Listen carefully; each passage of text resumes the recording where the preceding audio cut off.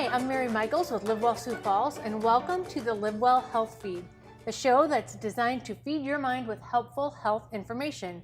Now, we know that many of you probably have a routine where maybe you go to a gym or a favorite fitness studio to get some activity, and that's just not possible right now. So while we're all practicing social distancing, we want to give you some tips to stay healthy at home. So I'm joined today by the other half of the Live Well team, Morgan, and our friend Scott, who's a personal trainer. And we're going to walk through some things that you can do at home with no equipment required, right, Scott? That's right. And these are activities that you can do no matter your age or ability. So you can, if you're by yourself or you have the family, these are things to keep your physical and your emotional health at their best. So let's talk first a bit about activity and why it really is so important for us. Not only, like you said, for the physical aspect, but also for the mental aspect. A lot of people working at home, I don't want to say stuck at home, but at home with their families, they can feel like they're getting cabin fever, even though it's not winter outside. So it's important to do that not only for your physical health, but also for your mental health as well. Right, and while we can get out and take a little walk right now, as long as we're practicing that social distancing and staying 6 feet apart, and it's good to get out and get that fresh air. But at other times, whether you're getting home from work or you just need that break during the day to maybe give yourself a boost of energy, these are some activities that you can try. So absolutely. Let's just talk a little bit about the kinds of activities that we're going to do and what are some of the benefits of some of the exercises you're going to show us. Sure. So what we're going to do is a series of just body weight exercises. And like you said, you can do them anytime throughout the day, so you don't need to have an hour dedicated to doing these exercises. One thing very important for a lot of people, if you work a sedentary desk job or at home now, is to stretch first also. Great point. Okay, so show us a couple stretches then to get us started. So a lot of stretches that I have my clients do revolve around people who sit. So it's a lot of lower body stretches. So one good one is to stretch out your quads. And all you gotta do by that is grab the back of one of your shoes or ankles and just kind of pull try, Morgan. Your hip, or excuse me, your heel to your butt. It's good for balance too, because you gotta be able to actually stand and. Yes, so like Morgan is doing here, pulling your heel towards your butt. If you need balance, you can grab the side of a door or a railing like we have here also. Or a small child. If you have kids at home, make them stand next to you. Yes, just put your hand on their head. That works perfect. A living railing. Okay. Absolutely. Great. Another good one to do is to stretch out your shoulders. So you can do that by just pulling your arm overhead and kind of pulling on that opposite elbow. And about how long should you hold a stretch like this? These stretches you can hold anywhere from probably 10 to 20 seconds. Like you said, balance on a lot of them matters. And of course, if you do one side, you also have to remember to do the other side as well. Really good for if you're sitting at a computer, if you're sitting in a bunch of Zoom meetings all day at home. Make sure you're stretching out that neck and shoulders. To do even at work 3 months down the road, hopefully, right, when or everything's even back to normal. people who are still at work today, if they're busy, to take these opportunities to stretch. Awesome. Okay, what's next? The first exercise that we will do is a squat. Okay. So I will have you two demonstrate for me. So for a squat, you want your feet shoulder width apart, your chest up, and all you're going to do is basically sit back like you're sitting in a chair. Okay. The key on this one is to keep your chest up. So all you're going to do is go down until you're about parallel, and then back up. I'll have you guys do a few more of those. Let's go, Morgan. I know you guys can. And so for these exercises that you're showing us, about how many reps, how many repetitions should we be doing? It really varies. If you're starting out, maybe if you're beginner If you're to starting average. out, you can do as few as 5. Some people can with as few as 5 reps will feel this already. So it really depends on your ability level. Most times I would have people try to do them multiple times throughout the day and not try to do 100 of them at once. Gotcha. So little breaks, like I said, between those meetings, go get a drink of water, go to the bathroom, do a few squats, awesome. something like okay. that. Cool. What's next? Next one we'll do is a push-up. So Morgan, I'll have you do a push-up on your toes, and I'll have you do a push-up, but you'll be on your knees actually. Awesome. So gotcha. There's a couple different variations here. The one that Morgan is doing is a little bit harder. This is what you see a lot of people in gyms doing. Most clients I work with, if they've never done a push-up before, I have them start out on their knees. So it's the same principle where your hands are, once again, shoulder width apart, just like your feet were for a squat. And you're going down until your upper chest almost hits the ground, except since you're going off your knees, it's a little bit easier to do. So if you're starting out and you can't do a real push-up, it's okay to be able to start on your knees and do it that way. I think that's really great to have those, knowing that you can vary it based on your ability. So there's no excuse. Yeah. Or even if you start on your toes and it gets too hard, then to transition and work your way up to full push-ups continuously. Good Exactly. point. That's a good point. You can start one way and work your way up. Exactly. There are Okay. some folks, they start with the ones on their toes, they do those for 2 or 3 reps, and then they go to the ones on their knees because they're easier. And that's Right. okay too. So we've conquered squats and now push-ups. Now what? Now, staying down here, we'll do planks. So there's a couple different versions of planks we'll do. So the first version is just like a push-up where your hands or what's in This contact. is where the host is going to watch as they're demonstrating the plank. That works. So the one Morgan is doing is just a push-up style plank. The key here is there should be a straight line that you can draw from the shoulders, hips through the heels, which she is doing a great job of. The other version, you'd be on your forearms, but the same principle applies. You want to have a straight line from your shoulders, hips, all the way through your heels, just like that. So with this exercise, you're not going for reps, you're going for duration. Some people, 20 seconds is a lot. Some people, a minute, 20 seconds is a lot. Sure. But the same thing. You just want to kind of work up until slight discomfort, I would say. So is that something that really is like you're focusing on your core, It's with that one? but it also does a lot for your hips and pretty much for your whole body also. Okay. Yep. So squats, push-ups, plank. Planks, that's right. You can even add in, if you want to, a gym favorite from middle school, you can even do a jumping jack. Okay, kind of get your heart rate up. Heart rate up, so same thing. Start with your feet together, arms together, and then apart. And then just keep going like that.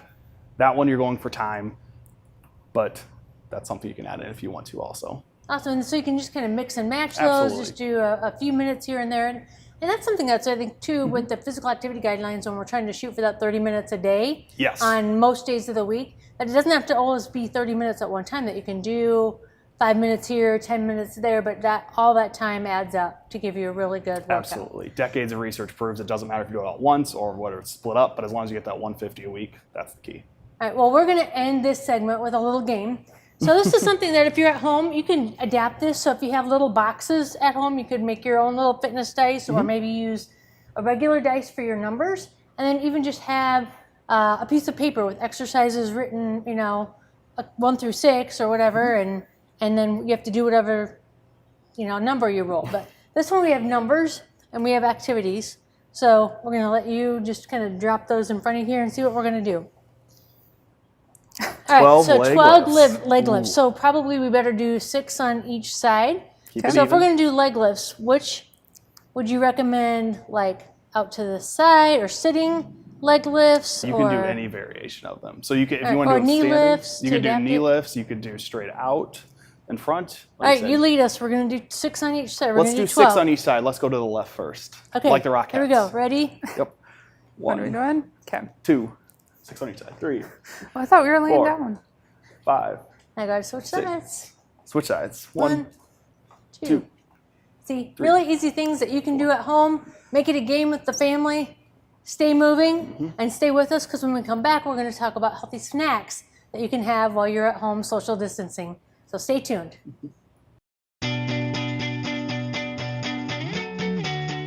Hi, this is Dr. Zepp from Falls Community Health, here today to talk about COVID-19 precautions. Limit close contact with people, limit physical contact, including handshakes, wash your hands and avoid touching your eyes, nose, or mouth. Limit in-person meetings to direct your team and utilize online tools for communication. Stay home if you are sick. Do not report to work if you have a fever of 100 or higher, cough, shortness of breath, and sore throat. Avoid crowds, especially in poorly ventilated spaces, and limit non-essential travel. For reliable information, use WHO and CDC. If you have further questions, contact your physician or Falls Community Health for further information.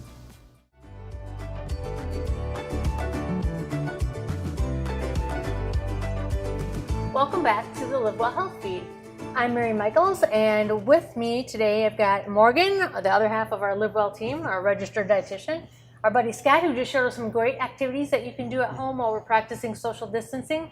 The other half of staying healthy, other than activity, obviously, is eating well, and that's in the meals that we eat as well as our snacks. So, it's really tempting when we're home binge watching Netflix, or trying to keep the kids going on their schoolwork, or just trying to work from home, whatever it might be, just to not keep raiding the refrigerator since we're home all day. So we want to make sure that you have healthy snacks on hand for when those little snack attacks hit. So Morgan, talk about what we got going on today. Absolutely. So what we have here is homemade popcorn, which is a staple at my house.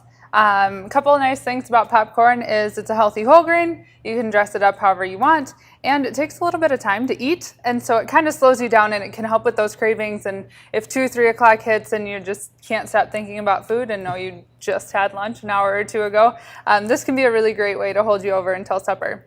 So I'm going to show you how to make popcorn on the stove, and we can talk about other ways to make popcorn too. Awesome. But typically, I'll heat up my pan to medium-high. So like if you have numbers on your dial, typically like 6 or 7. I'll just add a capful of oil, which is about a tablespoon. I'll let that heat up for a minute or so, not too long so you don't burn it. And then you're gonna take 2 kernels, plop it in the oil, and put your lid on. When those pop, that means your oil's hot enough and you're ready to add the rest of your popcorn, and then you're just gonna shake your pan on top of the element so that nothing burns to the bottom. As soon as the popping slows down to 1 or 2 pops per 3, 4 seconds, then you're ready to go and you transfer it into a bowl. So that's a really great way to do it because you're just using a little bit of oil. You're not getting all that added fat from butter and salt and everything else. So Right. Great way. But you could probably, if you didn't have a pan that you thought would work, you could do a microwave popcorn, but just make sure that you're looking for one that's no butter or low salt, and just keep it a little lighter. Absolutely. Right? They've got lots of varieties depending on what you're looking for. My favorite's on the stove just because then I can dress it up how I want. Yep. So how much popcorn is that? So 1 serving is 3 cups, and this is 3 cups of popcorn. Okay. So just plain as is, no butter, no anything extra, is 3 cups. And so about 3 of these guys. A cup can also be measured by about the size of your fist without your thumb. So just your reference here. And then 1/4 a cup of kernels makes a little over 2 servings. So just so you kind of know, like as the kernels expand, you've got a lot to work with. I brought a couple different examples of ways to dress up our popcorn. If you're looking for something sweeter, cinnamon's a great option. Salt and pepper is really common in my household if we just want a little bit of a salty treat, but not something overbearing. Yep. Or chili powder and lime juice is one of my favorites too. So you just toss it all together, season it to taste. If we're doing popcorn as a dessert and I have a sweet tooth and don't want to commit to a full-on dessert but still kind of trick myself into that flavor, I'll add just a tablespoon or so of semi-sweet chocolate chips, and the mini ones work really well. And then you just toss it in and mix it up, and you've got a healthy whole grain trail mix. You know, and I think that's the great thing is that you could even add in, you could add in a few nuts. You could add in maybe like some craisins or something like that, so you could still get that added sweetness without a lot of extra fat and calories. Also a great idea to make some ahead. You could pack it into baggies and take it to work as a healthy snack as well. It freezes really well. It tastes fresh if you freeze it after it's cooled off. Like how long will it keep in the freezer? I never knew you could freeze popcorn. It's never made it more than a couple weeks in my house, so I can't really not because attest it's to not that. fresh, just because it gets eaten. Yeah, it's definitely a go-to, but it's got such a low moisture content that freezing it just keeps it fresh, and it would take a really long time for it to turn on you. Great tips and a great snack. Again, something that easy to make, whether you're by yourself or a couple of you at home or a whole family, something that all ages love. Just make sure that you're limiting that butter, that salt, the things that really add those calories and kind of the unhealthy parts of popcorn, but great tips. So really, really great snack. So Scott, are you a popcorn fan, or what are your some healthy go-to snacks at your house? I do love popcorn. I didn't know you could freeze it. I like the chocolate chip idea. I like popcorn, especially like you mentioned, adding nuts, some protein sources if you possibly can in there, keep you full, that sort of thing. So it's a really easy snack, especially one if you're trying to look for something that's not super unhealthy, but kind of gives you, like Morgan mentioned, some of those cravings. Yeah. Do you have any other favorite healthy snacks that you keep around? Like I said, I eat a lot of nuts, whether it's pistachios, almonds, things like that. Hard-boiled egg, never a bad option either. Protein push there. Yep, exactly. Yep. Don't forget your fruits and vegetables. You can always keep fruits and vegetables around for snacks as well. Of course. So, yes. Scott, thanks again for being with us today and talking about those great activities that people can do inside. What else would you recommend, if you're going to get maybe outside for some fresh air? Of course, as it's getting nicer out, the more you can go out on walks, biking, of course, social distancing as you have to do that. But the more you can get outside and enjoy fresh air, like you mentioned earlier, it's not only good for your physical well-being, but also for your mental well-being too. You can even go do some of these activities you showed us out in your backyard and do them right there at home. Of course. and still get some course, absolutely. still get some fresh air. So thanks again for being with us. Remember to be safe out there, everybody. Keep your social distancing. Make sure you're washing your hands, covering your cough. Stay home if you don't feel good. But if you're looking for some more health information, from recipes to activity tips or anything else, please go to our website, livewellsiouxfalls.org, and you can check out all kinds of resources. Follow us on Facebook, Instagram, and Twitter to stay up to the latest with what we've got going on. And we'll be working on our next issue of Live Well Health Feed to bring to you next month. So thanks so much for tuning in.